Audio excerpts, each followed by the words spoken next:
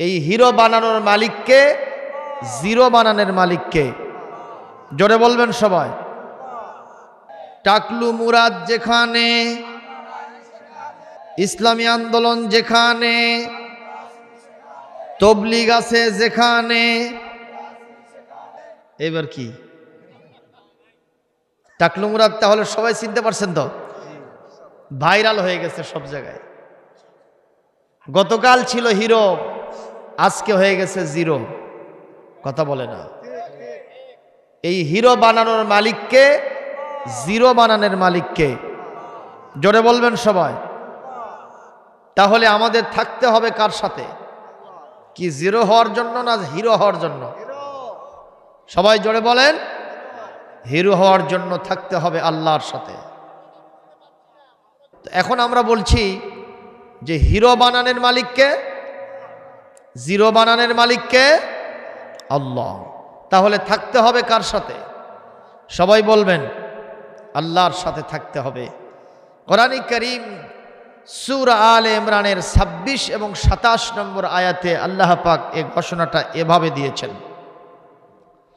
কুলিল্লাহুম্মা মালিকাল মুলকি তুতিল মুলকা মা তাশাউ ওয়া তানজিউল মুলকা মিম্মা তাশাউ وتعز من تشاء وتذل من تشاء بيدك الخير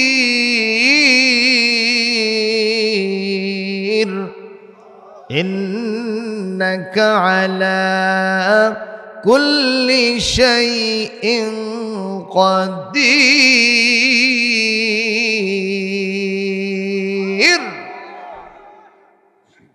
আল্লাহ পাক বলেন, নবী হে আপনি বলুন,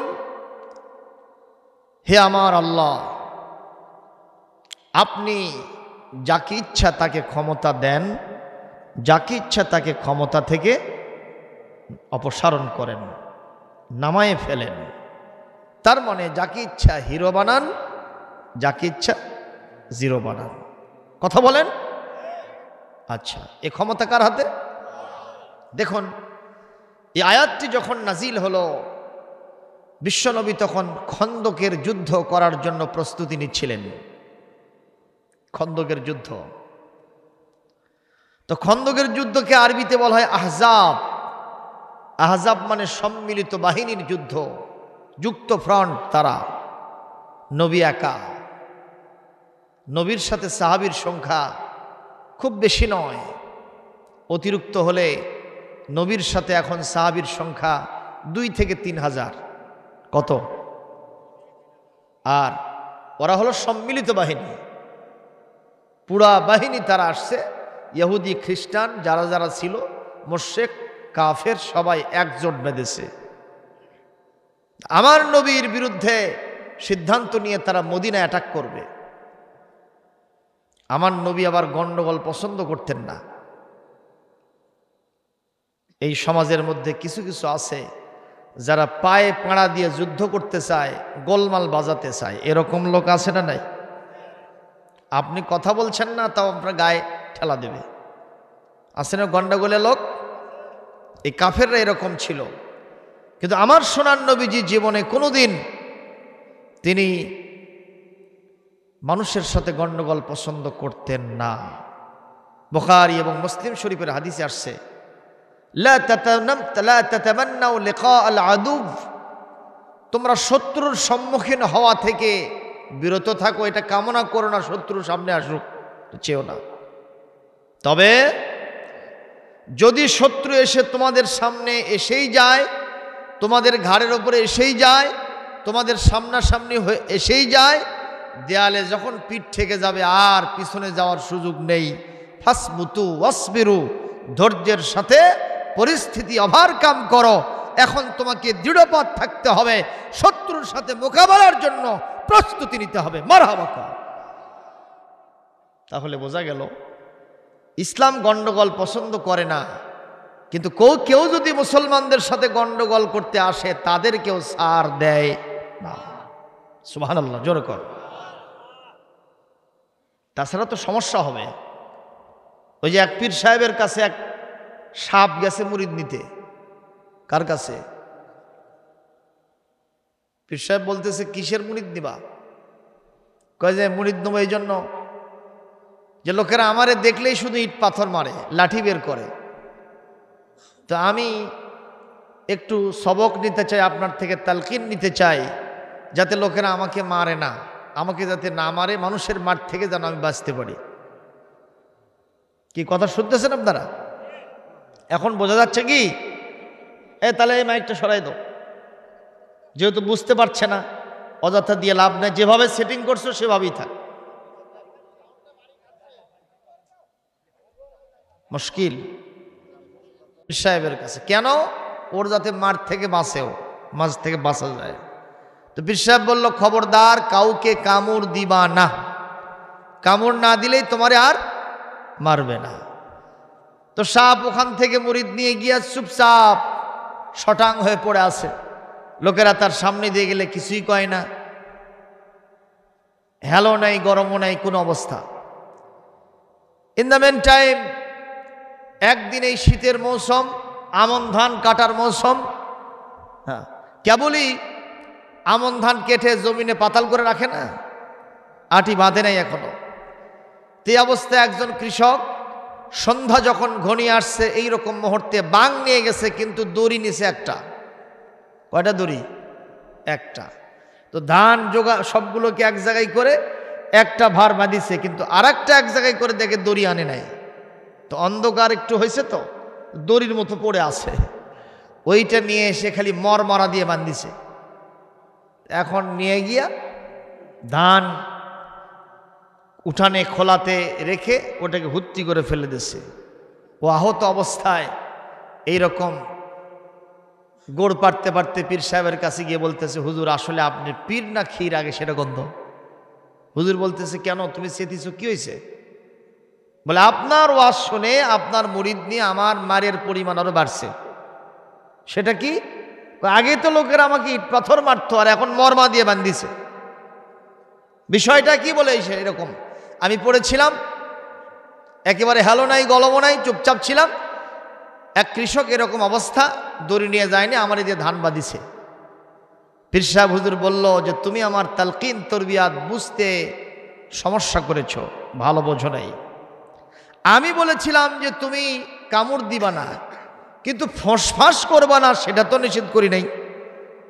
কথা বলেন না কেন আপনারা? তোমার ওই রাখাল কি বলে, ওই কৃষক বেচারা যখন তোমাকে দিয়ে আটি মারতে দিল, তুমি যদি একটাবার খালি ফোঁস করে উঠতে, ওই একজন কেন ওর 14 গোষ্ঠী তোমারে ওখানে রেখে পালাতে বাধ্য হতো। সুতরাং আমি এখান থেকে এই সবক আপনাদের, বা আমি নিজেও নিতে চাচ্ছি, আপনাদের দিতে চাচ্ছি। মুসলমান ধরে ধরে ধরে না, ধরলে আর ছাড়ে না। কথা বলেন না কেন? মাননীয় প্রধানমন্ত্রী নিশ্চয় সিদ্ধান্ত নিয়েছেন টাকলু মুরাদের ব্যাপারে। এটা সময়োচিত সিদ্ধান্ত, কারণ তৌহিদি জনতা খেপে গিয়েছিল, মুরাদের বাঁচা ছিল না, পালানোর কোনো পথ পাইতো না। যেরকম ঠিক না বেঠি? মাননীয় প্রধানমন্ত্রীকে আমরা ধন্যবাদ জানাই একটা ভালো কাজ করার জন্য, ঠিক না বেঠি? আমার ভাইরা,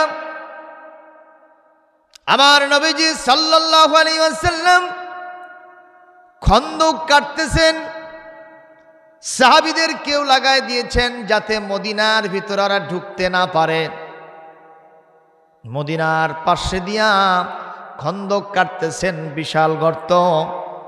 আল্লাহর নবী এমন নেতা ছিলেন, সাহাবীরা কাজ করবে, কর্মীরা কাজ করবে, আর উনি নেতা গিয়ে ঘুম পারবেন, এরকম নবী আমরা পাই নাই।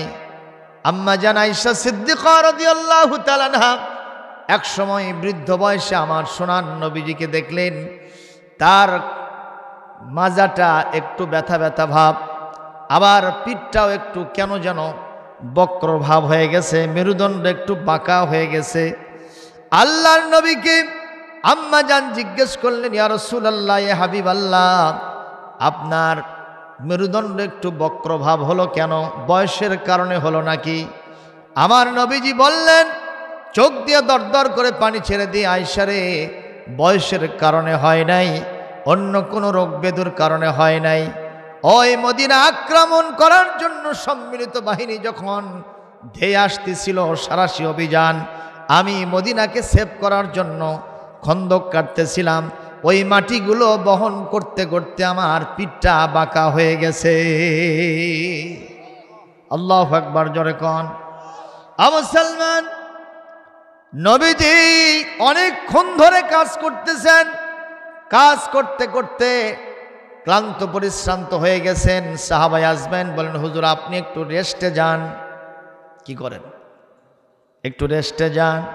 নবীজি সাল্লাল্লাহু আলাইহি ওয়াসাল্লাম একটু রেস্টে গেছেন, আরাম ফরমাচ্ছেন। ইন দ্য মেন টাইম সাহাবীদের ভিতরে একটা গ্রুপ নবীর কাছে চলে গেলেন, ইয়া রাসূলুল্লাহ, ইয়া হাবিবাল্লাহ, খন্দকের ওই গর্তের মধ্যে ইয়া বড় একটা পাথর বেজে গেছে। কথা কি শুনতেছেন? বুঝতে পারতেছেন? ইয়া বড় একটা পাথর বেজে গেছে।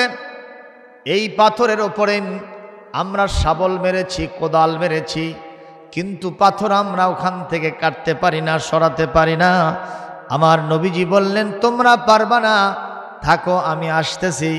নবীজি সাল্লাল্লাহু আলাইহি ওয়াসাল্লাম খন্দকের পার থেকে এত জোরে জাম্প করলেন, ওখানে লাফ দিলেন। লাফ দেওয়ার সাথে সাথে সোনার নবীজির পেটের ওপর থেকে এই কাপড়টা অপসারিত হয়েছে। সাহাবায়ে আজমাইন তাকায় দেখলেন, নবীজির পতন মোবারক পেটের ওপরে ইয়া বড় একটা পাথর বাঁধা আছে। সাহাবীদের বুঝতে বাকি রইল না, নিঃসন্দেহে নবীজি ক্ষুধার্ত, আর আমরা যাতে ক্ষুধার্ত ভাব বুঝতে না পারি, এজন্য তিনি পেটটাকে উঁচু করে রেখেছেন। আমার সোনার নবীজি কত ভালো মানের লিডার ছিলেন, নিজের কোনো প্রয়োজন মানুষের কাছে বলতেন না, উনি যা বলতেন তিনি কার কাছে? আরো জোরে বলেন, ইযা সাআলতা ফাসআলিল্লাহ, যদি কিছু চাও আল্লাহর কাছে চেয়ে নাও। ওয়া ইযা ইসতাআনতা ফাসতাইন বিল্লাহ, যদি সাহায্য চাওয়ার দরকার হয়, খাওয়া পড়া, শিক্ষা, চিকিৎসা, বাসস্থান, যা দরকার হবে জোরে আওয়াজ দিয়ে বলেন, আমরা বলবো কার কাছে? কিন্তু আমরা ভাগ্যের উন্নতি, চাকুরির উন্নতি, ব্যবসার উন্নতির জন্য যাই মাজারে। আছে না নাই? কথা কর না। মাজারে যায় না লোকেরা? মহাস্থান গিয়ে দেখে আসেন। এমনকি আমি যে ভাই পাগলা মাজার মসজিদে ইমামতি করি, আপনারা হয়তো আমাকে প্রশ্ন করতে পারেন উল্টা, যে হুজুর আপনি তো মাজার মসজিদে পড়েই আছেন, আবার মাজারের বিরুদ্ধে বলতেছেন কেন? সত্যি বলেছেন। একদিন আমি বসে আছি, একজন একজোড়া ডাব নিয়ে আসছে। কি আনছে? ডাব নিয়ে এসে বলতেছে, হুজুর এ ভাই পাগলা হুজুরের একটু গেটটা খুলে দেওয়া যাবে? তাই আমি বললাম, গেট খুলে নিয়ে কি করবেন? হুজুরকে একটু একজোড়া ডাব দিতে আসছে। তো আমি বললাম, হুজুর তো মারা গেছেন, সে আজ থেকে 20, 25, 30 বছর আগে। তো হুজুর কি আপনি ডাব খাবেন? কেন রাত্রে স্বপ্ন দেখছি হুজুর একটু ডাব খেতে চাইছে, এগুলো নিয়ে আসছি, হুজুরকে দেবো। তা আমি বললাম, আপনার কি বিশ্বাস হুজুর খাইতে পারবে ওটা? তো কিছু চেলাচা মুন্ডারা আসে, কিছু মাজার পূজারীরা আসে, তারা ওইটা ওখান থেকে ছিনতাই করে নিয়ে খাবে। কথা কন না কেন? আপনি ওইটা বাদ দিয়া মুয়াজ্জিন সাহেব কিনতে পারে না, খাদেম সাহেব ওনাকে দেন 150 টাকা জোড়া ডাব। কথা কন না কেন? ওখানে দেন। চিন্তা করেন মানুষের মগজ কতটা পচে গেছে। ড্রাইভার সাহেবরা যখন মাজারের পাশে দিয়া গাড়ি নিয়ে যায় তখন কি করে? মাথায় এরকম কিছু করে না? কি জন্য করে কন্ত? যে পীর সাহেব হুজুর যদি আমি মাথা নিচু না করি তাহলে পীর সাহেব হুজুর আমার গাড়ির চাকা পাঞ্চার করে দেবে। পীর সাহেব এতই খারাপ। ভাইরা আমার, ওই লালন শাহর মাজারে গেছিলাম, আমি নিজে যাই নাই, ছাত্ররা মাদ্রাসা থেকে স্টাডি ট্যুর করলো, শিক্ষা সফর লালন শাহর মাজারে। বলেন তো, লালন শাহ, একদিকে লালন আর একদিকে শাহ। লালন দেখলে বোঝা যায় এটা হলো কি হিন্দু, আবার শাহ বুঝলে বোঝা যায় সে হলো মুসলমান। একটা মানুষ হিন্দু থাকবে মুসলমান হবে, এটা কি কখনো মানুষ হতে পারে? যে মানুষ পুরুষও নয় স্ত্রীও নয়, ওই মানুষকে আপনারা কি কন? সবাই বলেন, জোরসে মারেন। এবার হিজড়া মার্কা উঠছে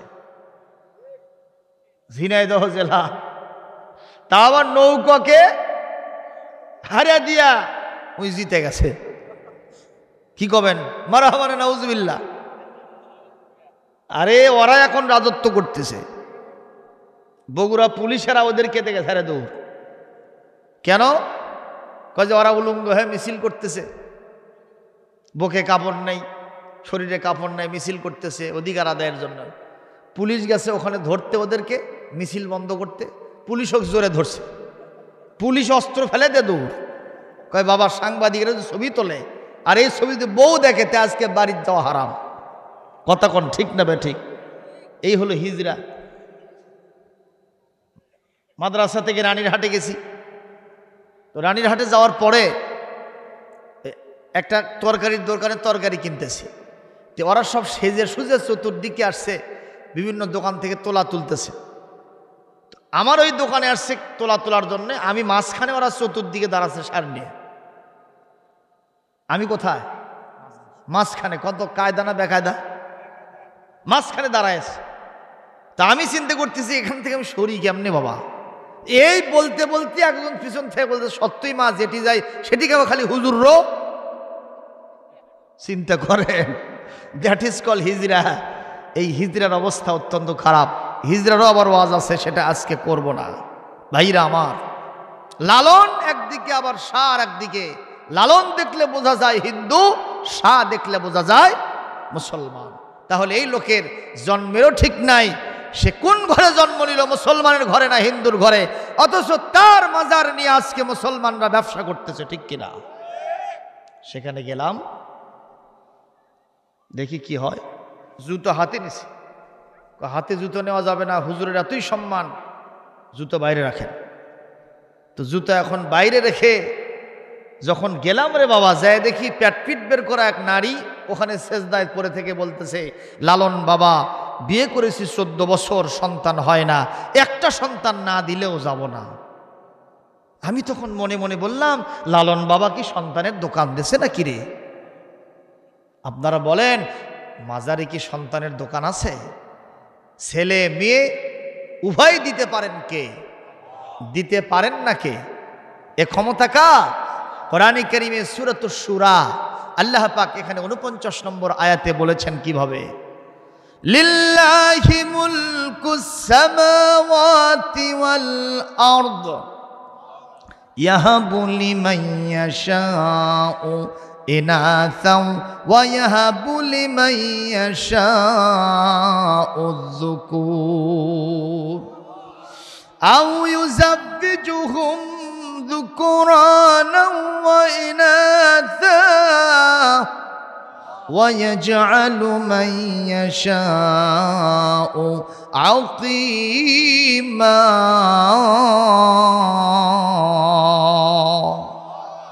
আল্লাহ পাক বলেন, আসমান জমিনে যা আছে সব আমি আল্লাহর রাজত্বের ভিতরে, সব ক্ষমতা আমার। আমি যাকে ইচ্ছা ছেলে দেই, যাকে ইচ্ছা মেয়ে দেই, যাকে ইচ্ছা ছেলে মেয়ে দুইটাই দেই, যাকে ইচ্ছা কিছুই দেই না, বন্ধা করে রাখি। এই সবগুলি ক্ষমতা আওয়াজ দিয়ে বলেন কার? আমার এক মুসাল্লি, আপনাদের শেরপুরের বাসিন্দা। কথাগুলো কি আপনাদের খারাপ লাগতেছে ভাই? কষ্ট হচ্ছে? এই শেরপুরের বাসিন্দা, উনি আমার মুসাল্লি, জুমার নামাজ পড়তে যান। উনি আমাকে শিকায়ত করলেন, বললেন হুজুর আমার বিয়ে করা 12 বছর চলছে, সন্তানাদি হয় নাই, এখন করব কি? ট্রিটমেন্ট করেছি অনেক ডাক্তারদের কাছে, কিন্তু কাজ হয় না। তো আমি কোরআনে কারীম থেকে ওই দোয়াগুলো শিখাই দিলাম, যেই দোয়াগুলো করার মাধ্যমে আল্লাহর নবীরা 80 বছর 86 বছর বয়সে সন্তান পাইছে। এরকম কথা কোরআনে আছে না নাই? সুবহানাল্লাহ জোরে কর।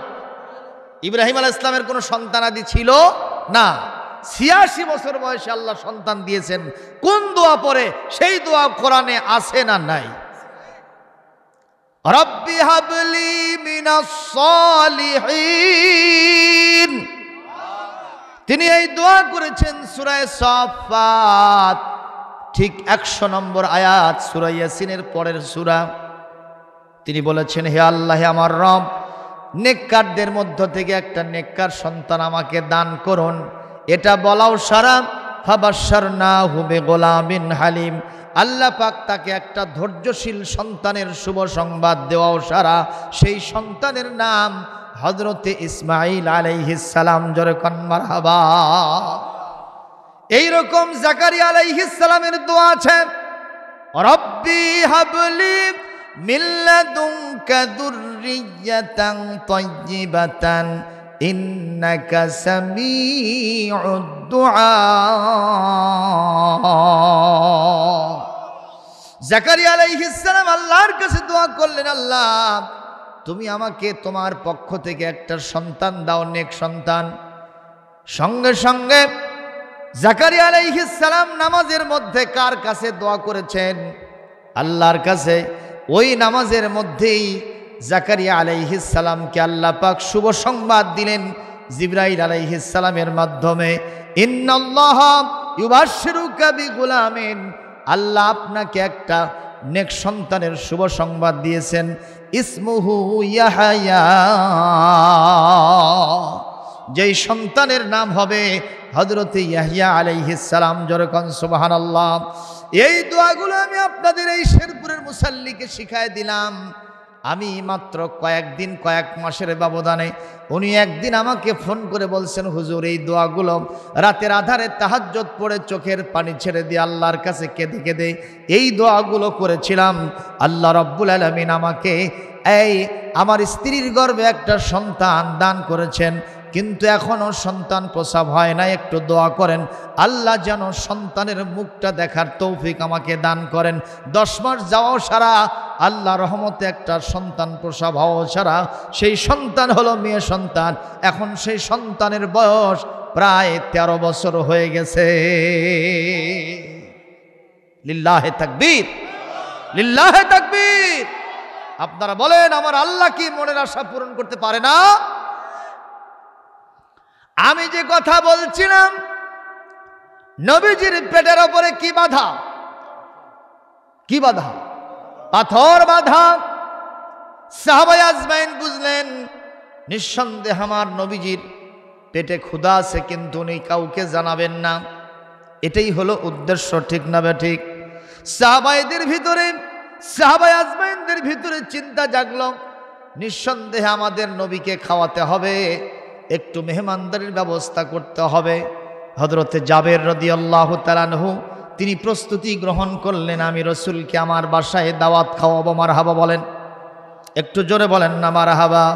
ও মুসলমান, হুজুরদেরকে খাওয়ালে খুশি হন কে?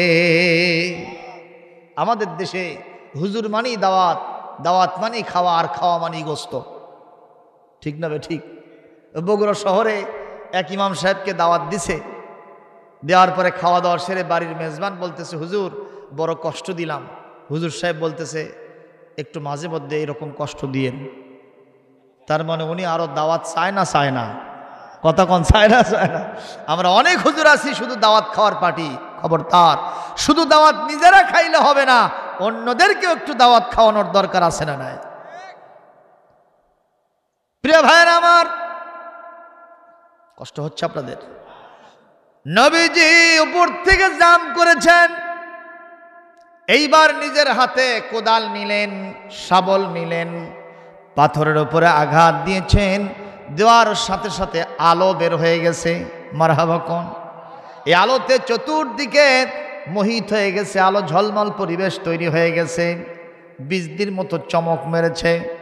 সাহাবায়ে আজমাইন জিজ্ঞেস করেন, হুজুর এটা আমরা কি দেখলাম? মা জানারা মা জানানজুরু, কি আমরা দেখতেছি এটা? নবীজি বললেন, একটু পরে বলবো। সুবহানাল্লাহ। এরপরে নবীজি দ্বিতীয়বার আঘাত দিলেন, পাথরটা থেকে আবার আলো বিচ্ছুরিত হলো। সাহাবায়ে আজমাইন জিজ্ঞেস করলেন, হুজুর এই যে আলো দেখলাম এটা আবার কি আলো? নবী বললেন, একটু ধৈর্য ধরো, ওয়েট এন্ড সি, আমি কিছুক্ষণ পরে এটার ব্যাখ্যা দিব। এরপরে লাস্টলি অ্যান্ড ফাইনালি মাররাতান সালেসাতান, তৃতীয়বার নবীজি আবার আঘাত দিলেন। আঘাত দেওয়ার সাথে সাথে ওখান থেকে আরো আগের দুইবারের চাইতে বেশি আলো বিচ্ছরিত করে দিলেন কে? সাহাবায়ে আজমাইন জিজ্ঞেস করেন, হুজুর একবার নয়, দুইবার নয়, তিনবার আলো দেখলাম, কোন কারণে? আল্লাহর নবী বললেন, শোনো, প্রথমবার যখন মেরেছিলাম যে আলোটা বিচ্ছরিত হয়েছিল, আল্লাহ পাক ওই আলোর মাধ্যমে আমারে দেখায় দিলেন আজকে আমি জিরো আছি, মুসলমান আমরা এখন মাইনরিটি।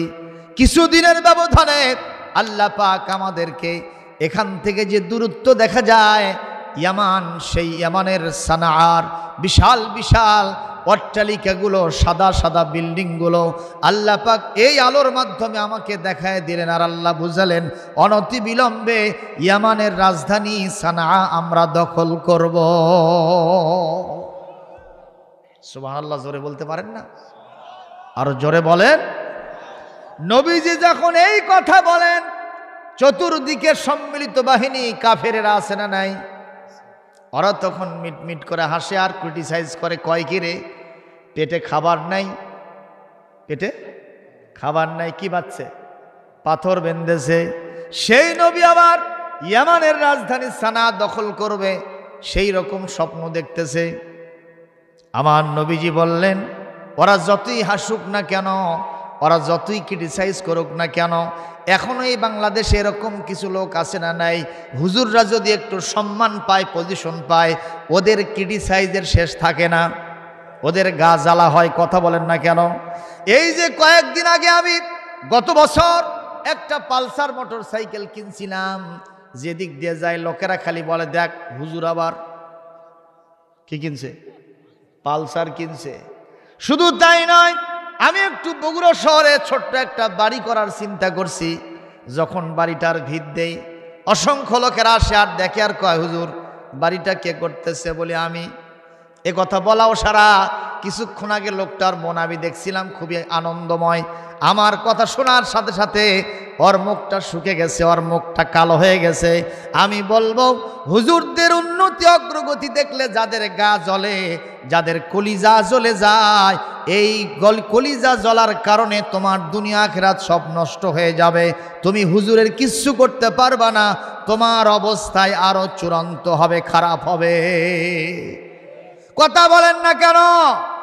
আমাদের বড় হুজুর কোরআনের তাফসীর মাহফিলে 50 বছর তিনি তাফসীর করতেন, ঠিক না বেঠিক? আমি কোরআন শরীফ হাতে লেখে আল্লাহর নামে, আল্লাহকে হাজের নাজের জেনে আল্লাহর নামে শপথ দিয়ে বলতেছি, গুনে গুনে নেবেন, এ পর্যন্ত ওনাকে আজ 12 বছর আগে অ্যারেস্ট করা হয়েছে। এ পর্যন্তই হুজুরের বিরুদ্ধে যে যেখানে মন্তব্য করেছে, যে যেভাবে ষড়যন্ত্র করেছে, আল্লাহ পাক এই কয় বছরের ব্যবধানে সবগুলোকে সাইজ করে বিদায় করে দিয়েছে। ঠিক এই কয়জন বললেন কেন? জোরে বলতে হবে, আরো জোরে বলতে হবে। এবং যার হাত দিয়ে তার রায়টা লেখা হয়েছিল, সেই শয়তানটা এদেশের সরকার কর্তৃক নিগৃহীত হয়ে এখান থেকে পালায়ে গেছে রাতের আধারে, ঠিক কিনা? এবং বর্তমানে তার বিরুদ্ধে রায় ঘোষণা করা হয়েছে, 1 নয় 2 নয় 11 বছরের জেল খাটতে হবে তাকে। তাহলে হুজুরদের বিরুদ্ধে সিদ্ধান্ত নিলে, হুজুরদের বিরুদ্ধে গা জ্বলা হলে, ষড়যন্ত্র করলে অ্যাকশন নেন কে? আল্লাহর নাম নিতে এত কষ্ট হয় কেন? জোরে বলে, কে সিদ্ধান্ত নেন? আমি তো মুরাদের কথা বললাম, টাটকা খবর। এটা কি বাসা না টাটকা? সেই দিন কেউ হুজুরের বিরুদ্ধে বলছিল, সেদিনকে বলেছে যে ওখানে ওই জেলখানার মধ্যে ওনাকে পালতে পারবো না, শেষ করে দেন। এ ভাষায় না, জ্বালাময়ী ভাষায়। কেউ শোনে নাই, কিন্তু শুনেছেন কে? উনি সামিউন বাসীর। আমরা শুধু সামে ইসমে ফাইল, আমরা শুধু শুনি, আর আমার আল্লাহ সামিউন ইসমে ফাইল মুবালাগা, যার মানে হলো তিনি মহাশ্রোতা। আস্তে আস্তে বললে, হৃদয়ের মধ্যে উদয় হলে কেউ জানতে পারে না, শুনতে পারে না, কিন্তু আমার আল্লাহর কাছে খবর হয়ে যাও। ঠিক না বা ঠিক? সুতরাং ওই শ্রেণীর লোকদেরকে বলবো, পালা রে পালা, জলদি পালা, নইলে তোদের গলায় জুতোর মালা। পালা রে পালা, জলদি পালা, নইলে তোদের গলায় জুতার মালা। তৌহিদি জনতা জেগেছে, রাজপথ তাই তো কাঁপছে। তৌহিদি জনতা জেগেছে, রাজপথ তাই তো কেঁপেছে। এবার হবে মোদের ফাইনাল খেলা, পালা রে পালা, জলদি পালা, নইলে তোদের গলায় জুতার মালা। ঠিক কিনা জোরে বলেন, ঠিক কিনা জোরে বলেন। নাস্তিক, মুরতাদ, কোরআন বিদ্বেষী, দিন বিদ্বেষী, নবী বিদ্বেষী, আল্লাহদ্রোহী শক্তির পতন হোক, এটা কি আপনারা চান? কারা চান? দুহাত তুলে আল্লাহকে দেখান মিয়া।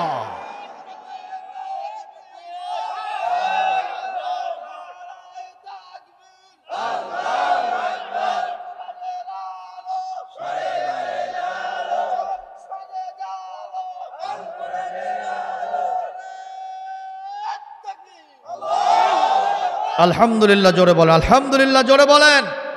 প্রিয় ভাইয়েরা, আজকে আমার নবী সেখানে কি করতেছে? খন্দক কাটতেছে।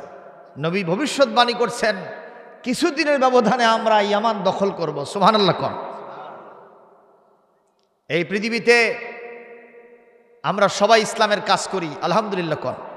পীর মাশায়েখরাও করে, তবলিগের ভাইরাও করে, আবার ইসলামী আন্দোলন যারা করে তারাও করে, কথা বলেন না কেন? কিন্তু ওই যে দুই গ্রুপ বললাম, আপনারা জীবনে কোনোদিন ক্ষমতার কথা চিন্তাও করেন না। ক্ষমতার কথা শুনলে থুতা ফেলে বাম দিকে, কথা কয় না, ঠিক না বে ঠিক? কয় না ওগুলো বাবা, ওগুলো যাওয়া যাবে না, নাউজুবিল্লাহ, আস্তাগফিরুল্লাহ। কি কয়? চেয়ারম্যানে কে দাঁড়াবো? এমপিতে দাঁড়াবো কেন? কেন ক্ষমতার চিন্তা করবো? আরে মিয়া, তোমার নবীজি ক্ষমতার স্বপ্ন দেখতেছে। মারহাবা কোন। কোরআনে কারীম সূরা আল ইমরান 26 এবং 27 নম্বর আয়াত, কথা বলেন না কেন?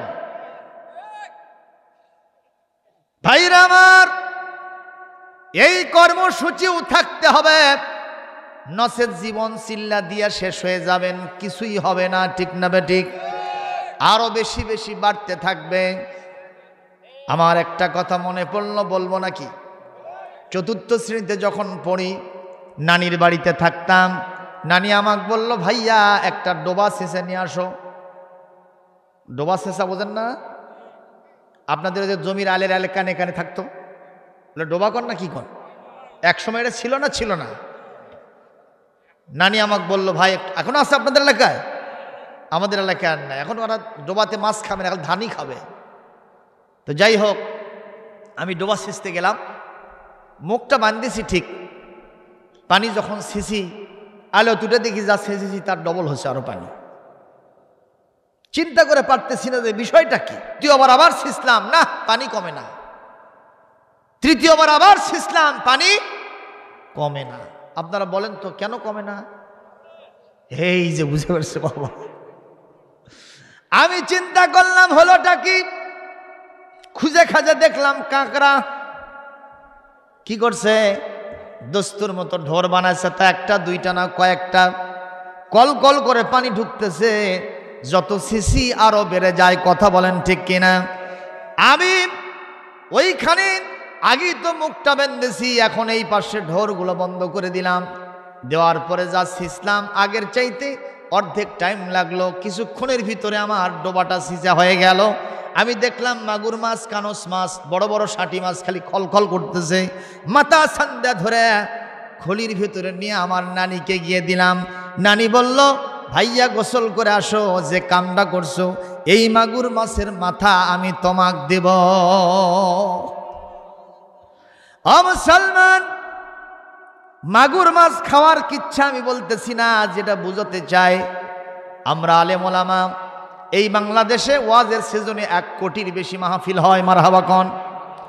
তবলিগ জামাতের লোকেরা জীবন চিল্লায়, 3 চিল্লা 4 চিল্লার সাথে অনেকে আছে বাড়িঘর ছেড়ে চলে যায়। ওই আপনার পীর মাশায়েখের লোকেরা জিকির করতে করতে গলা ভাঙ্গে ফেলে দেয়।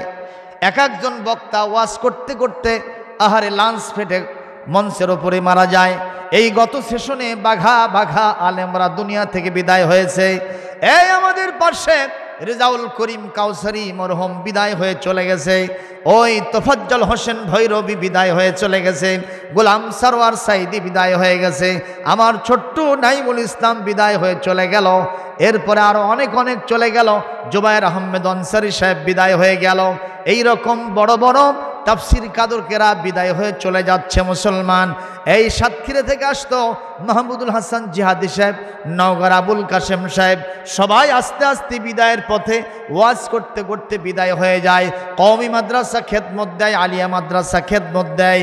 এরপরে যিনি যেখানে আছেন শুধু ইসলামের জন্য খেদমত চলতেছে, কিন্তু দেখা যায় গত বছর সুদ যা ছিল এবার আরো বেড়ে গেছে। কথা কয় না?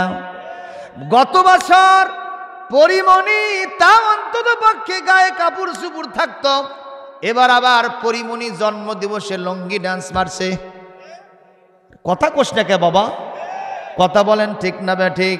তার মানে বোঝা যায় আগের চাইতে অশ্লীলতা, বেহায়াপনা, সুদ, ঘুষ, জেনা, ব্যভিচার এবং হত্যা, সন্ত্রাস, দুর্নীতি, রাহাজানি, ইয়াবা, বাবা, চাচা, মদখুর, গাঁজাখুর, সুদখুর বাড়ছে না কমছে? এই যে খেদমতগুলো করি, এই যে ছেঁচাগুলো আমরা ছিঁচতেছি, কিন্তু কমে না কেন? একটাই কারণ, ওই কাকড়ার মতো ঢর হইছে। যদি কথা না বলেন উল্টা দিকে চালাবো, জোরে কন ঠিক কিনা? মুসলমান, এই ঢোর বন্ধ করার দায়িত্ব আমি আব্দুল সালামের নয়, ওই ঢোর বন্ধ করার আপনার জন্য নয়, এই দুই হুজুর সাহেব নয়। এই ঢোর বন্ধ করার দায়িত্ব হলো যারা জাতীয় সংসদে আসন গেড়ে বসে আছে। কথা বলে না? কথা বলে না? যদি তারা যদি ঠিক থাকতো, আমার দুই পাশে একজন থাকতো ডিসি সাহেব আর একজন থাকতো এসপি সাহেব। ততক্ষণ আমি ওয়াজ করতাম, ডিসি সাহেব বলতো আব্দুল সালাম সাহেব যে ওয়াজ করলো কোরআন হাদিসের রেফারেন্স দিয়া, আগামীকাল থেকে এই ওয়াজ শেরপুর উপজেলায় সবাইকে মানিতেই হইবে। ঠিক না বেঠিক? এসপি সাহেব দ্বারা বলতো হুজুর সাহেব বলল 5 ওয়াক্ত নামাজ পড়িতে হবে, যদি আপনারা কেউ 5 ওয়াক্ত নামাজ না পড়েন আমি কিন্তু সরকারি আইন মেনে আপনাকে গ্রেপ্তার করব, নামাজি না হওয়া পর্যন্ত আপনাকে 6 মাস জেলখানায় রাখবো। কথা কয় না? আচ্ছা, এই কথা যদি এই দুইজন বলতো তাহলে ওয়াজার দরকার ছিল? কথা কোন ছিল? সুদখুর, ঘুষখুর, জেনাখুর, ভাঙখুর, তারিখুর সব যে কোন জায়গায় লুকায় চলতো, ওর মরা বাবা উঠা পর্যন্ত নামাজ পড়তো। কিন্তু আমরা এই কাজে নাই, আমরা চিনতে গেলে জীবন চিল্লা দেব, খালি জিকির করতে করতে কলজা ফাটাবো।